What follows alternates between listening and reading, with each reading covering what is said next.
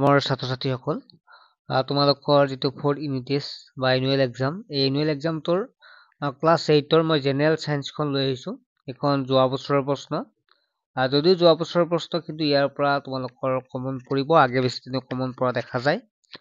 আৰু ইয়াৰ পৰা তোমালোকে আইডিয়া কৰিব পৰা কেনে ধৰণৰ প্ৰশ্ন আহিব গতিকে লাষ্টলৈকে ভিডিঅ'টো চালে তোমালোক বহুতো উপকৃত হ'ব পাৰিবা আৰু যিসকল আমাৰ ক্লাছত জইন হৈ আছা কাৰণ তোমালোক জনাই থওঁ আমাৰ ক্লাছ এটা চলি আছে ক্লাছ 8 আৰু 9ৰ অনলাইন টিউচন য'ত সম্পূৰ্ণ বিজ্ঞান গণিত ইংৰাজী পঢ়োৱা হয় আৰু এই প্ৰচেছতে আমি তোমালোকৰ নৱম শ্ৰেণীটো ল'ব পাৰিবা যেহেতু আমি এবাৰ 6ৰ পৰা ক্লাছ 9লৈকে অনলাইন টিউচন লৈ আহিছোঁ ফেব্ৰুৱাৰী 15 তাৰিখৰ পৰা এডমিশ্যন হ'ব যেটো নেক্সট হেৰি কাৰণে কোনোবা ছাত্ৰতে জইন হ'লে হ'ব পাৰিবা কাৰণ আমাৰ এপ্ৰিলৰ 1 তাৰিখৰ পৰা ষ্টাৰ্ট হ'ব আমাৰ নতুন কোৰ্স অৰ্থাৎ যিসকল তোমালোক ক্লাছ 6ত আছে 7ত 8 থকা বিলা 9ৰ কাৰণে গতিকে কোনোবা ছাত্ৰ এতিয়া জইন হ'ব বিচাৰে হ'ব পাৰে যিটো হোৱাটছএপ নম্বৰ হেতুত এছএমএছ কৰিবা তোমালোক কষ্ট কম হ'ব ঘৰত থাকিয়ে পঢ়িব পাৰিবা তোমাৰ সময় ৰাহি হ'ব কাৰণ তোমালোকে টিউচন কৰিব যাওয়া অহা যোৱা তেনেকুৱা সময়বিলাক ৰাহি হ'ব গতিকে কোনো ছাত্ৰ-ছাত্ৰী যদি জইন হ'ব বিচাৰে হ'ব পাৰে একদম ধুনীয়াকৈ বুজি পাব চিন্তাই কৰিব নালাগে লাইভ ক্লাছ হ'ব যেটো গতিকে তোমালোকে মাত্ৰ 99 টকাত মাহিলী পঢ়িব পাৰিব গতিকে তোমালোকে এছএমএছ কৰিবা যিসকল ছাত্ৰতে জইন হ'ব বিচাৰা ঠিক আছে আৰু নাম্বাৰটো সেভ কৰি ৰাখিবা তোমালোকে আৰু যিসকলে ভাবিছে মই বছৰিকা পৰীক্ষাটো ভাল কৰিম একেদিন ভালদৰে পঢ়িম তেতিয়া হলে এতিয়াও জইন হৈ যাব পৰা মাত্ৰ 99 টকাতে ঠিক আছে বছৰিকা পৰীক্ষালৈকে পঢ়িব পাৰিবা এতিয়া কথাটো হৈছে প্ৰশ্নটোৰ আমি যদি চাওঁ তেতিয়া হলে প্ৰথম দি আছে শুদ্ধ উত্তৰটো বাছি উলিওৱা 1 পূৰণ 6 অৰ্থাৎ এটাত 1 নম্বৰকে 6টা প্ৰশ্ন আছে শব্দ সঞ্চাৰিত হ'ব পৰা মাধ্যম হিচাপে কোনটো হ'ব ইয়াৰে সিটো হ'ব গোটা জুলীয়া আৰু গেছীয় শব্দ সঞ্চাৰিত হয় খাদ্য ৰখা পাত্ৰ বনাবলৈ লোৰ ওপৰত কিহৰ দ্বাৰা লেপন দিয়া হয় হেতু হৈছে টিনৰ লেপন দিয়া হয় খাদ্য বস্তু বনাব খাদ্য ৰখা পাত্ৰ লোৰ ওপৰত কি দিয়া হয় টিন ব্যৱহাৰ কৰা হয় টিনৰ লেপন তলত উল্লেখ কৰা ভাৰতবৰ্ষৰ কোনটো আটাইতকৈ বেছি ভূমিকম্প প্ৰবল অঞ্চল হেতু হৈছে কাশ্মীৰ ঠিক আছে নেক্সট হৈছে চকুৰ আইৰিছত থকা ছিদ্ৰটো কি বুলি কোৱা হয় হেতু হৈছে চকুৰ মণি নেক্সট হৈছে তলৰ কোনটো সৌৰজগতৰ আটাইতকৈ ওচৰৰ গ্ৰহ হেতু হৈছে বুধ গ্ৰহ পেট্ৰল আৰু ডিজেল অৰ্ধদহনৰ ফলত উৎপন্ন হোৱা গেছবিধ হ'ল ইয়াৰে হৈছে এনসাৰ সিটো হ'ব কাৰ্বন মনোক্সাইড নেক্সট প্ৰশ্ন এটা আহিছো 2 নম্বৰ আছে ইয়াত 1 পূৰণ 6 অৰ্থাৎ 6 নম্বৰ আছে সূৰ্য আমাৰ আটাইতকৈ ওচৰৰ কি হ'ব নক্ষত্ৰ ঠিক আছে বন মহোৎসৱৰ প্ৰতি বছৰৰ জুলাই মাহত কি কৰা হয় জুলাই মাহত লক্ষ গছ পুলি ৰোপণ কৰা হয় এই নোটছটো মই গ্ৰুপত দি দিম ঠিক আছে নেক্সট হৈছে মসৃণ পৃষ্ঠত হোৱা প্ৰতিফলনক ইয়াত নিয়মিত প্ৰতিফলন বোলে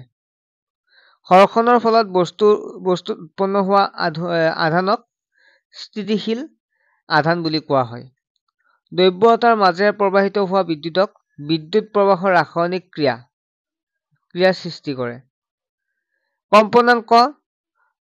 হাৰ্টজত প্ৰকাশ কৰা হয় ঠিক আছে হাৰ্টজ হাৰ্টজক প্ৰকাশ কৰা হয় নেক্সট হিন্দি মই তোমালোকক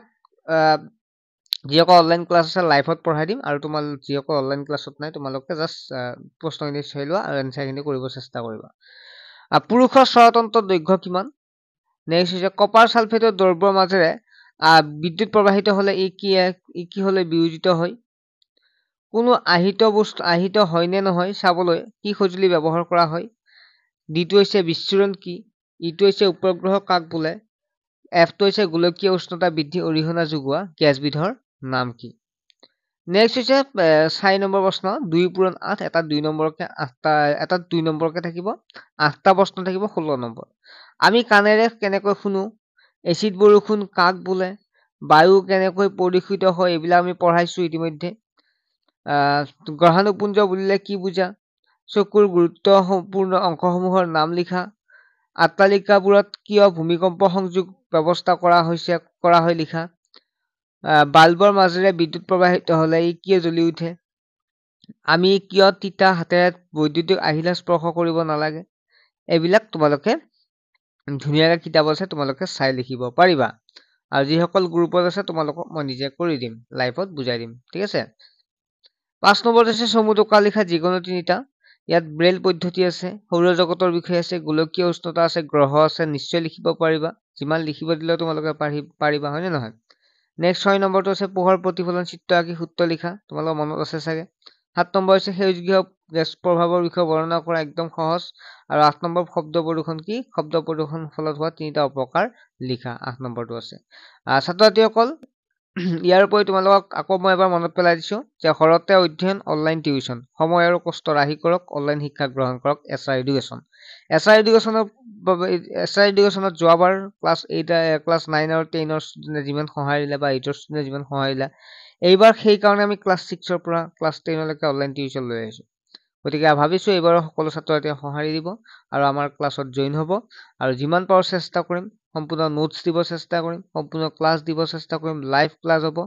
আৰু ভাল মাৰ্কছ এটা পাবৰ কাৰণে চেষ্টা কৰিম। গতিকে তোমালোকে অনলাইন ক্লাছত জইন হ'বৰ কাৰণে যিটো নাম্বাৰ দেখা পাইছা, এই নাম্বাৰটোত SMS কৰিবা যে মই ক্লাছ 8ত জইন হ'ম বা ক্লাছ 9ত জইন হ'ম বুলি, ঠিক আছে। আমি নেক্সট ইয়াৰৰ কাৰণে, অৰ্থাৎ নেক্সট শিক্ষাবৰ্ষৰ কাৰণে এপ্ৰিলত যিটো আমাৰ শিক্ষাবৰ্ষ আৰম্ভ হ'ব, আৰু